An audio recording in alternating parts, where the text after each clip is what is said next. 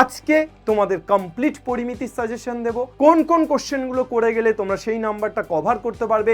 প্রত্যেকটা জিনিস আমরা ইচ অ্যান্ড ইন্ডিভিজুয়াল আলোচনা করব।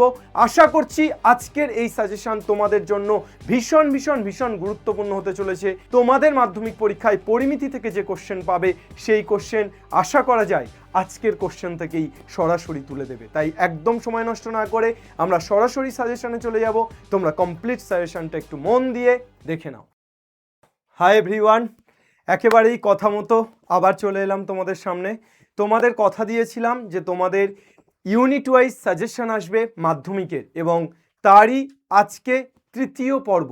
অর্থাৎ আমরা এর আগের দুটো সাজেশনে তোমাদের পাটিগণিত এবং বীজগণিত নিয়ে আলোচনা করেছিলাম। আজকে তোমাদের কমপ্লিট পরিমিতির সাজেশন দেব।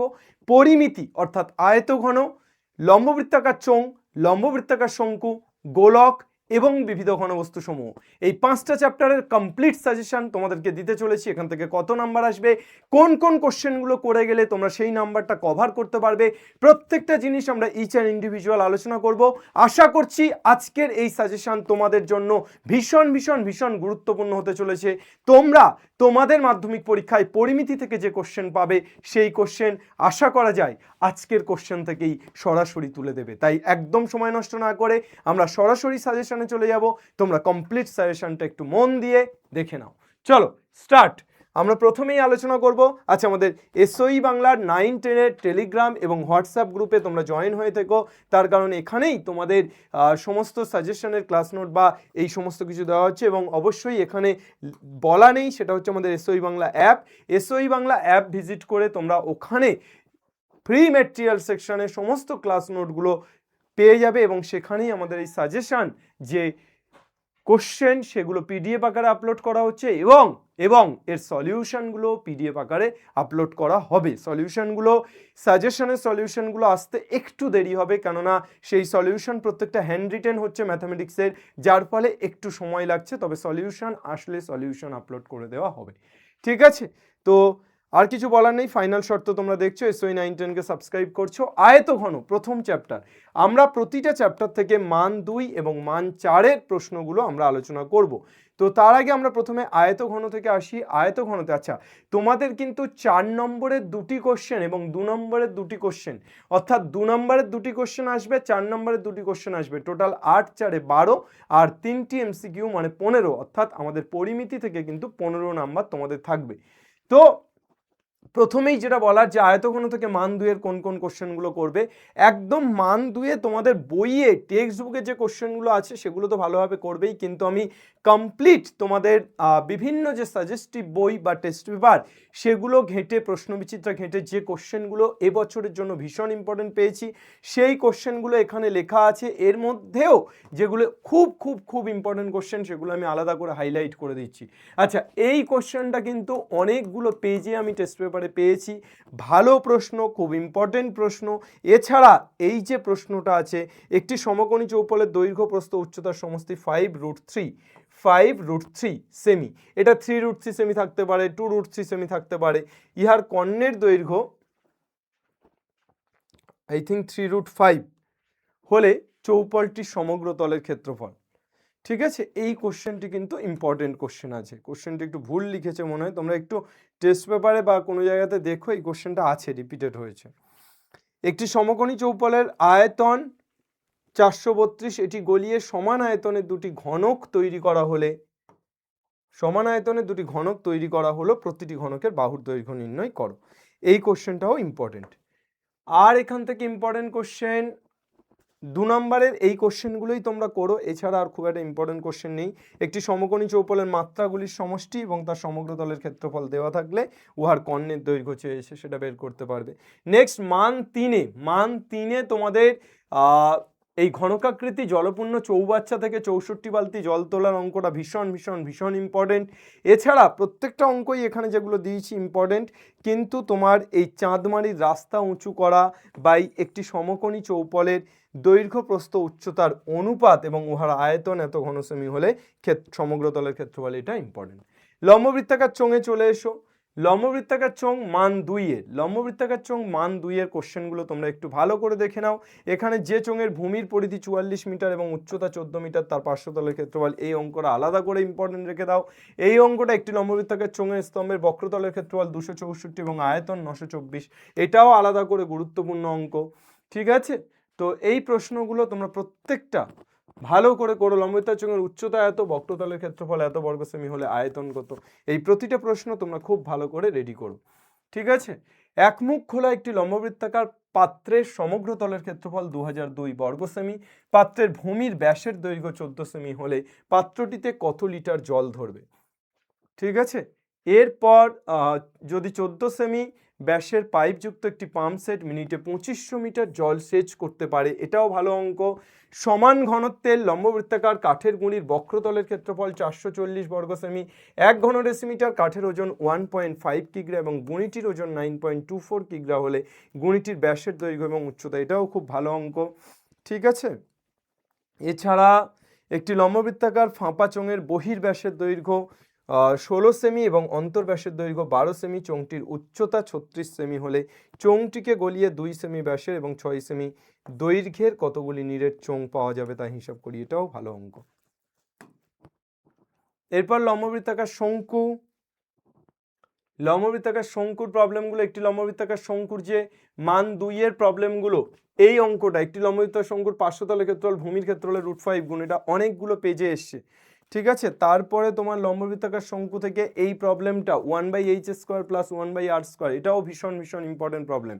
বাকি সবই ইম্পর্টেন্ট প্রবলেম, এই দুটো এটাও বেশ কয়েকটা টেস্ট পেপারের পেজে কিন্তু এটাও এসছে, পর্ষদ এবং এবিটি এর টেস্ট পেপারে বেশ কয়েকটা পেজে এই কোশ্চেনটি এসছে।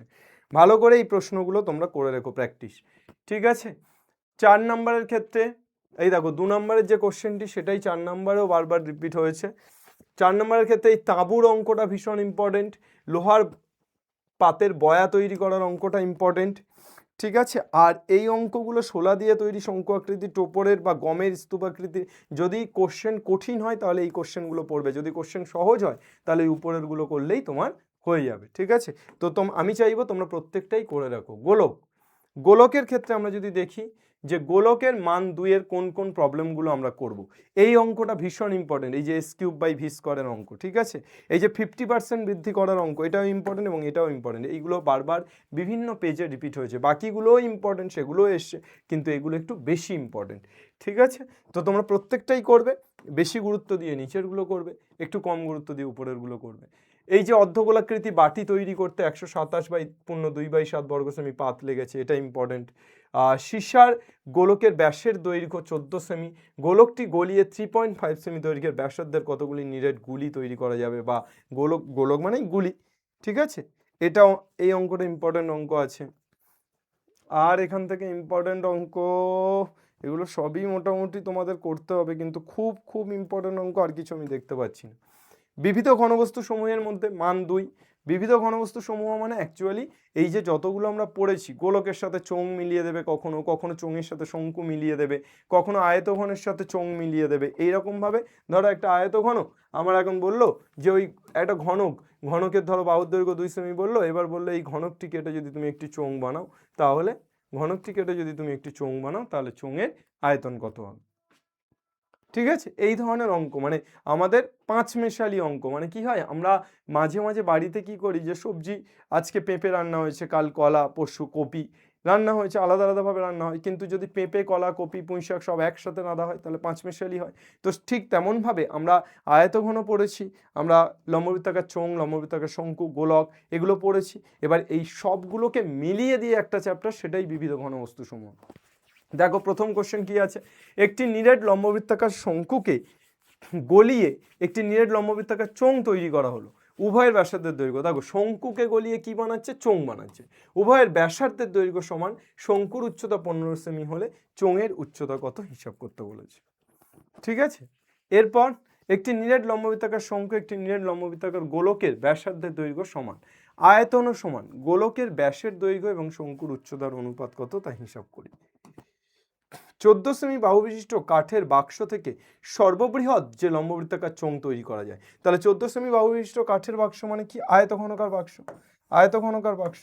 তাহলে সেই আয়তঘনকার বা ঘনকাকার বাক্স, 14 সেমি বাহু বিশিষ্ট মানে ঘনকাকার বাক্স অ্যাকচুয়ালি। এবার এই ঘনকাকার বাক্স থেকে লম্ববৃত্তাকার চোঙ তৈরি করছে। ঘনকাকার বাক্স থেকে কি তৈরি করছে? লম্ববৃত্তাকার চোঙ। ওকে, চল। বিবিধ ঘনবস্তু সমূহ থেকে মান 4-এর প্রবলেমগুলো তোমরা একটু ভালো করে দেখে রাখো যে মান 4-এর কোন প্রবলেমগুলো। 4.2 ডেসিমিটার দৈর্ঘ্যের ধার বিশিষ্ট একটি নিরেট কাঠের ঘনক থেকে সবচেয়ে কম কাঠ নষ্ট করে যে লম্ববৃত্তাকার শঙ্কু পাওয়া যায়। তাহলে একটা কাঠের ঘনক, তার থেকে কম কাঠ নষ্ট করে শঙ্কু, মানে বিবিধ ঘনবস্তু সমূহের মধ্যে তুমি বুঝতে পারছো যে ঘনক এবং শঙ্কুর মধ্যে একটা সম্পর্ক আমাদের খুঁজে বের করতে হবে। একটি লোহার গোলক, 100টি লোহার গোলক সম্পূর্ণ ডুবিয়ে দেওয়া হলো 21 সেমি ব্যাসের চৌবাচ্চায়। চৌবাচ্চা কেমন হয়? চোঙাকৃতি চৌবাচ্চা। সেখানে তোর 21 সেমি ব্যাসের ও আচ্ছা না, চোঙাকৃতি না, তোর হচ্ছে 21 ডেসিমিটার দীর্ঘ, 11 ডেসিমিটার প্রশস্ত, 6 ডেসিমিটার গভীর একটি চৌবাচ্চা। তার মানে এটা দৈর্ঘ্য প্রস্থ উচ্চতা আছে, তার মানে আয়তঘন। তাহলে আয়তঘনকার চৌবাচ্চার মধ্যে 21 সেমি দৈর্ঘ্যের ব্যাসের, তাহলে ব্যাসার্ধ পেয়ে যাচ্ছি 21/2। তাহলে এই ব্যাসার্ধে 100টি লোহার গোলক সম্পূর্ণ ডুবিয়ে দেওয়া হলে জলতল কতটা উঠবে? তাহলে এর আয়তন বের করব, তারপর লোহার গোলকের 100টা লোহার গোলকের আয়তন বের করব, তাহলে জলতল কতটা উঠছে আমরা বের করতে পারবো। ঠিক আছে, এইভাবে আমরা অঙ্কগুলো করব। দেখো প্রত্যেকটা অঙ্ক যেগুলো যেগুলো লিখেছি, প্রতিটা অঙ্কই কিন্তু ভীষণ ভীষণ ইম্পর্টেন্ট, এবং এই অঙ্কগুলো করে গেলে আশা করি হয়ে যাবে। আজকে তোমাদের পরিমিতি থেকে যে যে প্রবলেমগুলো দিলাম, আশা করা যায় এই প্রবলেমগুলো যদি তোমরা করে যাও তাহলে কাজ হয়ে যাবে। তোমরা এই প্রত্যেকটা প্রবলেম একটু রেডি করে নিও। আমাদের অ্যাপে এই প্রতিটা প্রবলেমের সলিউশন আসবে, হয়তো একটু সময় লাগবে কিন্তু সলিউশন আসবে। তো তোমরা তাড়াতাড়ি চাইলে নিজেরাই একটু রেডি করে নিও। প্রতিটা অঙ্কই প্রায় টেক্সট বুক থেকে পেয়ে যাবে, আশা করা যায় টেক্সট বুকেরই প্রবলেম, টেক্সট বুক থেকে তোমরা আশা করতে পারো পেয়ে যাবে। তো টেক্সট বুক থেকে প্রতিটা অঙ্ক তোমরা একটু দেখে নিও, আর আমাদের সলিউশন আসবে, কিন্তু আসতে একটু লেট হলেও তোমরা টেক্সট বুক বা তোমাদের যে ফেয়ার খাতা আছে সেটা থেকে দেখে নিলে সুবিধা হয়। তো আশা করা যায় পরিমিতিতে যে সাজেশন দিলাম তার বাইরে প্রশ্ন আসার চান্সেস কম, মানে পরিমিতির এই প্রশ্নগুলো তোমরা যদি করে যাও তাহলে আশা করা যায় তোমাদের কাজ হয়ে যাওয়ার কথা। ঠিক আছে, থ্যাংক ইউ এভরিওয়ান। কেমন লাগলো অবশ্যই তোমরা কমেন্ট সেকশনে লিখে জানিও। কেমন লাগলো এখানে কিছু লাগার নেই, তবে তবু একটু অ্যাপ্রিসিয়েশন, যে থ্যাংক ইউ স্যার, বা একটা লাভ বা একটা ভালোবাসা, এটুকু কমেন্ট হলে একটু ভাল লাগে আর কি, যে পরের ক্লাসগুলো বানানোর জন্য বা পরের সাজেশনগুলো বানানোর জন্য একটু মোটিভেশন পাই। এই সাজেশনগুলো ধরো 10 মিনিট বা 15 মিনিটে আমরা এখানে ডিসকাশন করে ছেড়ে দিচ্ছি, কিন্তু এই সাজেশনগুলো বানাতে তো মোটামুটি 10 ঘন্টা লাগছে। এবার বিষয় হচ্ছে যে এই কোশ্চেনগুলোকে সিলেক্ট করা, বিভিন্ন বই থেকে দেখা, কম্পেয়ার করা, কোনগুলো রিপিট হচ্ছে সেগুলোকে বাদ দেওয়া, তো এই জায়গাগুলো করতে কিন্তু প্রায় অনেকটা সময় বা অনেকটা লেন্দি প্রসেস। কিন্তু সাজেশন দেওয়াটা জাস্ট আমি তোমাদেরকে দেখিয়ে দিচ্ছি, বলে দিচ্ছি, ডিসকাস করে দিচ্ছি, সেটা 10-15 মিনিটের মধ্যে হয়ে যাচ্ছে। আবার এর সলিউশন বানানোটাও কিন্তু অনেক লেন্দি প্রসেস। এবার যদি তোমরা একটুখানি তোমাদের মানে এই সব কিছু করার উদ্দেশ্য তো মানে কি উদ্দেশ্য, যে তোমাদের যাতে উপকার হয়। তো তোমাদের উপকার হচ্ছে কিভাবে বুঝবো? যদি তোমরা কমেন্ট সেকশনে বলো যে হ্যাঁ স্যার আমাদের উপকার হচ্ছে, তো সেইটুকু অন্তত বলো। ঠিক আছে, তো আমি চাইবো কমেন্ট সেকশনে সবাই জানাও। আর SOE 910 এখনও যদি তোমরা সাবস্ক্রাইব না করে থাকো একটু সাবস্ক্রাইব করে দিও। Thank you everyone. বাংলা প্রত্যেকটি ছেলে মেয়ে পড়বে, শিখবে এবং জিতবে। জয় হিন্দ।